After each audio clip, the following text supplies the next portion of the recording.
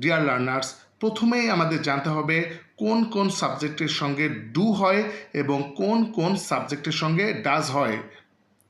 আমি খুব সহজভাবে বোঝাচ্ছি। আমরা দেখব যদি subject third person singular number হয় তবে তার সঙ্গে ডাজ হবে। থার্ড পারসন সিঙ্গুলার নাম্বার বলতে হি, শি, ইট এবং যে কোনো নামকে বোঝায় এবং তাছাড়া যে কোনো অন্যান্য সাবজেক্টের ক্ষেত্রে ডু বসবে। যেমন হোয়ার ডু আই সিট।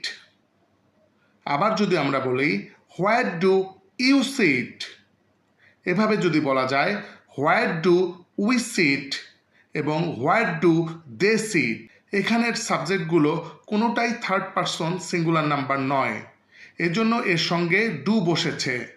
ঠিক এমনভাবে who do I know, who do you know, who do we know, who do they no.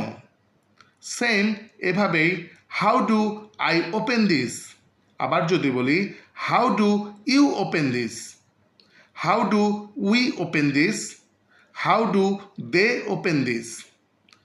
ঠিক এভাবেই হোয়াট ডাজ হি স্টাডি এবং হোয়াট ডাজ শি স্টাডি। এখানে আমরা দেখতে পাচ্ছি হি অথবা শি হলো থার্ড পারসন সিঙ্গুলার নাম্বার, এই জন্য এখানে ডাজ বসেছে। এভাবে হবে when does he get up অথবা when does she get up, why does it rain. ইটের সঙ্গেও আমরা ডাজ ব্যবহার করব। আশা করি তোমরা খুব ভালোভাবে ল্যাঙ্গুয়েজ ফোকাসটি বুঝেছো।